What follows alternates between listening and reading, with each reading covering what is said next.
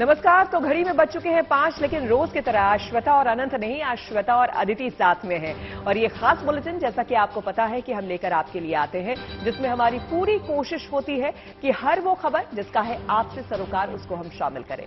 हर वो खबर जो कि अगर आपसे किसी वजह से मिस हो गई है, तो वो इस बुलेटिन को अगर आप देखेंगे तो आपको उसमें मिलेगी। जी हाँ, तो इसी के साथ आइए खबरों की शुरुआत करते हैं। सबसे पहली खबर रहेगी नाटू नाटू की। दरअसल नाटू नाटू गीत ने गोल्डन ग्लोब अवार्ड से अब ऑस्कर में नॉमिनेशन तक का सफर तय कर लिया है। ये भारतीय सिनेमा के लिए एक बड़ी कामयाबी मानी जा रही है। फिल्म RRR के इस गाने को ऑस्कर में ओरिजिनल सॉन्ग की कैटेगरी में नॉमिनेट किया गया है। 12 मार्च को ऑस्कर अवार्ड का आयोजन होना है। आपको बता दें, गोल्डन ग्लोब अवार्ड जीतने के बाद ये सॉन्ग अब ऑस्कर जीतने का प्रबल दावेदार माना जा रहा है। हालांकि असली तस्वीर जब ऑस्कर विजेताओं का ऐलान होगा तभी साफ होगी, लेकिन फैंस के दिलों से दुआएं निकल रही है कि एक और इंटरनेशनल अवार्ड ये सॉन्ग अपने नाम करे और घर लाए। अगर ये फिल्म अवार्ड जीत जाती है तो ये पहली भारतीय फिल्म होगी जिसके गाने को ऑस्कर मिला हो। इससे पहले स्लम डॉग मिलियनेयर फिल्म के गाने को यह अवार्ड मिला था, पर वो ब्रिटिश फिल्म थी, लेकिन ये ओरिजिनल हिंदी फिल्म सॉन्ग की कैटेगरी में है। गोल्डन ग्लोब अवार्ड पहले ही जीत चुकी है और अब एक और उपलब्धि की तरफ आगे बढ़ चुकी है, क्योंकि ऑस्कर के लिए ये नॉमिनेट हो चुकी है।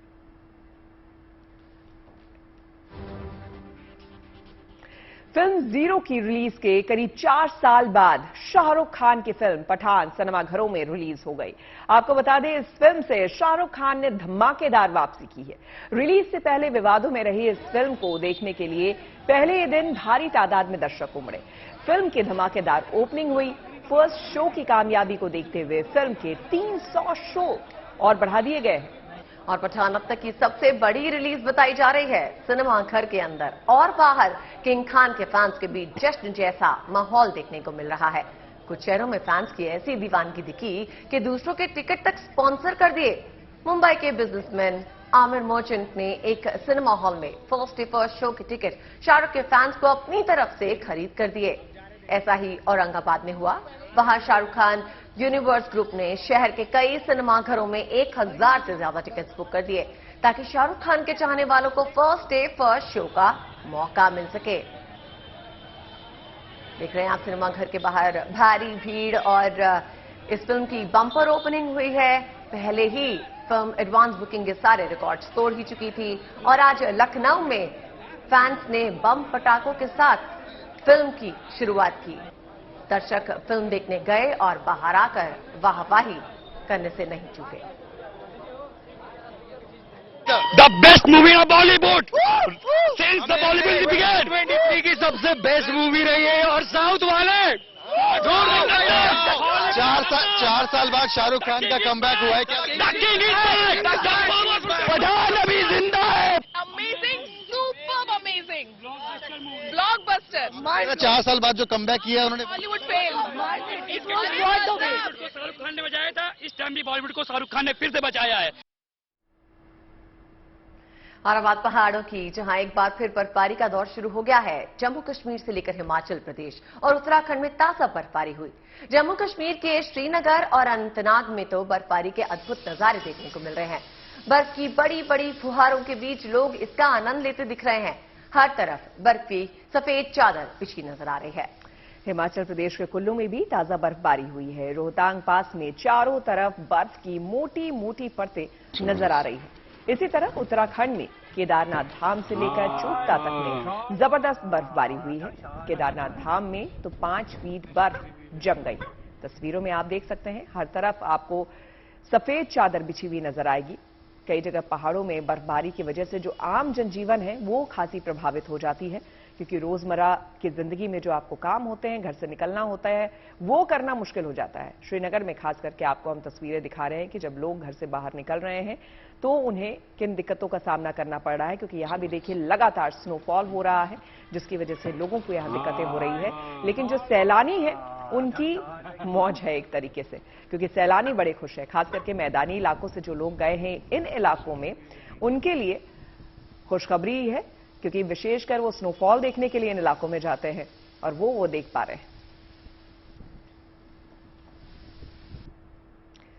और बढ़ेंगे आगे, आपको बता दें कि कल देश गणतंत्र दिवस मनाएगा और हर हिंदुस्तानी कर्तव्य पथ से देश की आन बान शान की तस्वीरें देखेगा। आसनसोल से लेकर श्रीनगर तक शहर शहर तिरंगा नजर आ रहा है। 74वें गणतंत्र को लेकर लोगों का जोश देखते बन रहा है। आपके सामने ये 6 शहरों की तस्वीरें हम दिखा रहे हैं और ये तस्वीरें बता रही है कि कैसे गणतंत्र का उल्लास देश भर में है। जहां कल कर्तव्य पथ पर होने वाली परेड पर देश और दुनिया की निगाहें टिकी होंगी। भारतीय की सामरिक, सैन्य और सांस्कृतिक झलक देखने को मिलेगी। ऐसे में इसकी तैयारियां कितनी अहम है, ये आप बीते कई दिनों से देख ही रहे हैं। लेकिन हम आपको दिखाने वाले हैं सांस्कृतिक विरासत की वो झलक जो परेड के दौरान आपको झांकियों के तौर पर नजर आने वाली है। कल आपको कर्तव्य पथ पर मिस्र के प्रधानमंत्री भी नजर आएंगे, राष्ट्रपति भी नजर आएंगे और साथ ही साथ आपको कई ऐसी चीजें दिखेंगी जो इस बार पहली बार होंगी। और इसी के साथ साथ गणतंत्र दिवस की तैयारियां पूरे जोरों पर हैं। ड्रेस रिहर्सल्स काफी दिनों से हो रही हैं। हमने कई बार देखा सुबह सैनिकों को तड़के प्रैक्टिस करते हुए। रिहर्सल्स लगातार चलती रही और अब बस वो दिन आ ही गया है जब आप गणतंत्र दिवस का ये नजारा देख पाएंगे। इस बार गणतंत्र दिवस के मुख्य अतिथि के रूप में भारत आए मिस्र के राष्ट्रपति अब्देल फतह अल सीसी और प्रधानमंत्री मोदी के बीच आज द्विपक्षीय बातचीत हुई। इस दौरान भारत और मिस्र के बीच साइबर सुरक्षा समेत कई मसलों पर समझौता हुआ। बातचीत के बाद दोनों देशों ने एक संयुक्त बयान भी जारी किया। इसके अलावा दोनों देशों के बीच राजनयिक संबंधों के 75 साल पूरे होने के उपलक्ष्य में दोनों देशों के बीच डाक टिकटों का आदान प्रदान भी किया गया। प्रधानमंत्री मोदी ने कहा कि मिस्र के राष्ट्रपति का हमारे गणतंत्र दिवस में शामिल होना भारत के लिए खुशी की बात है। तो तस्वीरें आप देख रहे हैं। मुख्य अतिथि के तौर पर मिस्र के राष्ट्रपति कल गणतंत्र दिवस की शोभा बढ़ाएंगे और उससे पहले प्रधानमंत्री से ये बातचीत और ये मुलाकात अपने आप में काफी मायने रखता है। गणतंत्र दिवस को देखते हुए पूरे देश में सुरक्षा व्यवस्था कड़ी है। देश में चप्पे चप्पे पर पुलिस की नजर है। कानून व्यवस्था बनाए रखने के लिए पुलिसकर्मी संवेदनशील स्थानों पर सतर्कता के साथ निगरानी कर रहे हैं। सुरक्षा बल लावारिस वाहनों, सामान और संदिग्ध लोगों पर भी कड़ी नजर रख रहे हैं। देश की इन 8 जगहों की तस्वीरों में आप देख सकते हैं किस तरह सुरक्षा का पूरा ख्याल रखा जा रहा है और कड़े इंतजाम किए जा रहे हैं। निगरानी हो रही है। जगह जगह स्नाइपर्स तैनात किए गए हैं, ड्रोन्स तैनात किए गए हैं और ऐसे कई सुरक्षा के चाक चौबंद इंतजामात जो हैं किए गए हैं। खासतौर पर इन तैयारियों में सुरक्षा का खास ध्यान रखा गया है। गणतंत्र दिवस पर सुरक्षा की इस तैयारी में बहुत दिनों से पुलिसकर्मी और सेना प्रैक्टिस कर रहे थे और अब इनकी तैनाती को लेकर चर्चाएं हैं कि भारी बल में इन्हें तैनात किया गया है।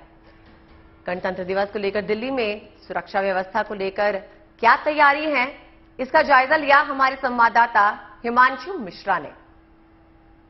26 जनवरी के पहले राजधानी दिल्ली के तमाम बॉर्डर्स पर तो सिक्योरिटी बढ़ाई दी गई है। इसके अलावा कर्तव्य पथ पर सुरक्षा बढ़ाई गई है, जबकि दिल्ली के अलग अलग हिस्सों में इस तरीके से आप देखिए यहां पर सुरक्षा के इंतजाम किए गए हैं। जो गाड़ियां जा रही हैं उनको रोक रोक करके पूरी तरीके से उसकी जांच की जा रही है। आगे हम आपको दिखाते हैं, पुलिस ने बैरिकेड लगा रखे हैं। बैरिकेड पर तमाम जो पुलिसकर्मी मौजूद हैं और लगातार हर आने जाने वाले पर नजर रखी जा रही है। आप देखिए एक एक गाड़ी पर नजर रखी जा रही है। और गणतंत्र दिवस के लिए पंजाब में सीमा के पास वाले इलाकों का सुरक्षा घेरा कड़ा कर दिया गया है। आपको बता दें कि अमृतसर में सीमा के पास वाले इलाकों में चेकिंग अभियान चलाया जा रहा है। पुलिस और बीएसएफ के जवान बड़ी संख्या में वहां पर तैनात हैं। हमारे संवाददाता अमित शर्मा ने लिया अमृतसर में सुरक्षा की तैयारियों का जायजा। देश में जगह जगह सुरक्षा की तैयारियां लगातार की जा रही हैं।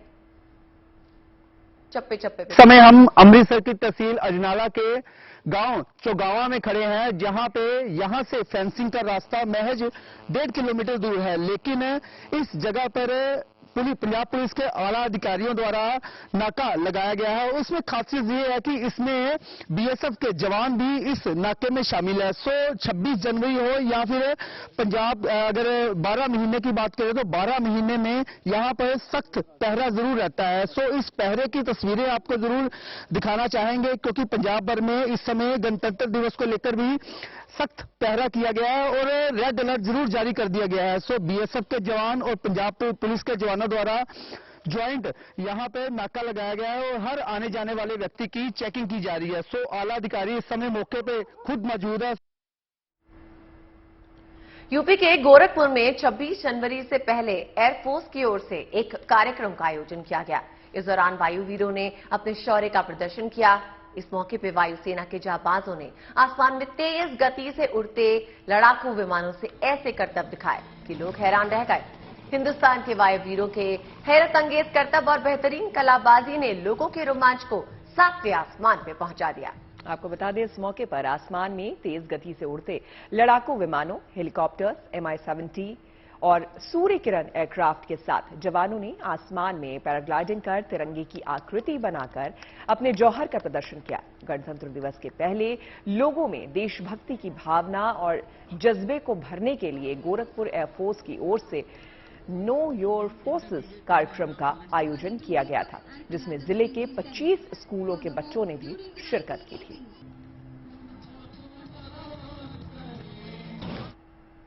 और गणतंत्र दिवस से पहले एक अच्छी खबर सामने आई है। अगर आप पंजाब में अटारी वाघा बॉर्डर पर बीटिंग रिट्रीट सेरेमनी देखने जाना चाहते हैं तो इसकी टिकट घर बैठे ही बुक कर पाएंगे। बीएसएफ ने इसके लिए ऑनलाइन ऐप लॉन्च किया है, जिसमें आप रजिस्टर कर सकते हैं।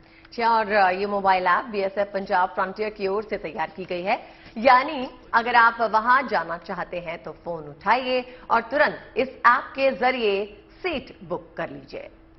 अटारी बॉर्डर पर जाने के लिए अब सुविधा आसान कर दी गई है। ऐप के जरिए आप बुकिंग कर सकते हैं और घर बैठे ही आपको टिकट मिल जाएगी और आप आसानी से वहां जाकर ये नजारा देख सकते हैं।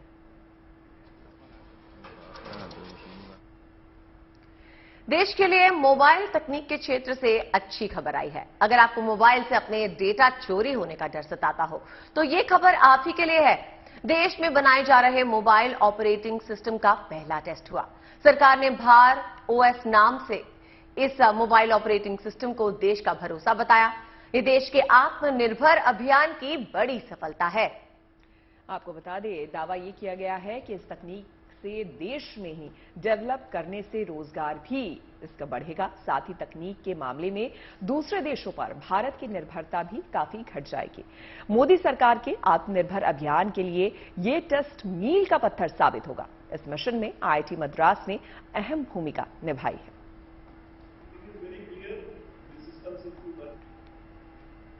देश और भारत निर्वाचन आयोग आज 13वां राष्ट्रीय मतदाता दिवस मना रहा है। ऐसे में आयोग द्वारा वोटर्स को समर्पित एक गीत चर्चा में है। मैं भारत हूं, हम भारत के मतदाता हैं। इस गीत को 12 भाषाओं में संगीतबद्ध किया गया है। प्रसिद्ध सिने निर्माता सुभाष घई की टीम सुभाष घई फाउंडेशन ने इसे तैयार किया है। इससे जुड़े कलाकारों से बात की हमारे संवाददाता संजय शर्मा।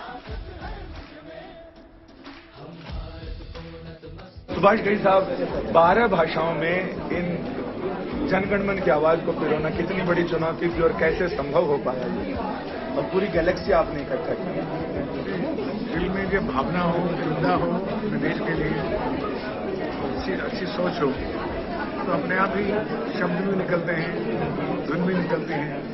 इतने अच्छे अच्छे कलाकारों ने, पूरे भारत के कलाकारों ने साथ दिया और ये गाना तो भी बना, क्योंकि ये हमारी आत्मा से भारतीय इंडियन लिखा गया, कंपोज किया गया और गाया। मुझे खुशी है। कितना बड़ा आप लोगों के लिए मौका है जिसमें से देश के जनगणमन को आवाज दे रहे हैं। सुभाष जी ने जो किया है, इतना बड़ा काम किया है और इलेक्शन कमीशन का इसमें काफी अहम रोल है। तो इसके लिए मैं और इतने आर्टिस्ट इतने मन से अपने देश के लिए इसमें शिरकत की कि मुझे अपने आप में बहुत खुशी है। और अब बात आपके काम की। अगर आप डिजिटल पेमेंट ऐप का इस्तेमाल करते हैं तो आपके लिए एक बड़ी गुड न्यूज है। डिजिटल पेमेंट ऐप पेटीएम ने पैसों के लेन देन को और आसान बना दिया है। अब आप पेटीएम से किसी भी दूसरे यूपीआई पेमेंट ऐप पर सीधा पैसे ट्रांसफर कर सकते हैं, वो भी सिर्फ मोबाइल नंबर डालकर। आपको बस ऐसा करना है कि पेटीएम ऐप खोलें और होम स्क्रीन पे दिए गए 2 यूपीआई ऐप्स आइकन पे टैप करें और फिर मोबाइल नंबर डालकर अमाउंट एंटर करें। बिल्कुल, आपको बता दें कि पे नाउ पर टैप करते ही चुटकियों में आपके पैसे ट्रांसफर हो जाएंगे, वो भी सामने वाले के बैंक अकाउंट में। तो अब आसानी से किसी भी यूपीआई ऐप पर पैसे भेजने के लिए पेटीएम करो। वाकई इसने जिंदगी बहुत आसान कर दी है, क्यों अदिति? अब तो मुझे लगता है कि शायद ऐसे बहुत कम लोग होंगे अब वॉलेट में जो लिटरली नोट्स रखते होंगे, मतलब रुपीज रखते होंगे। बिल्कुल ठीक बात है। मेरे साथ तो पहले यही होता था कि हमेशा घर से निकलो तो कैश लेकर निकलो, लेकिन अब उसकी जरूरत नहीं। पेटीएम है, आप अपने बैंक अकाउंट को पेटीएम से लिंक कीजिए और अब तो आप यूपीआई की सुविधा भी पा सकते हैं। किसी भी ऐप के साथ जो यूपीआई एनेबल्ड है उसके साथ पेटीएम को लिंक कीजिए और पैसे ट्रांसफर कीजिए। चलिए, तो इसी के साथ हमारे इस खास बुलेटिन में मेरे और अर्जी के साथ फिलहाल इतना ही।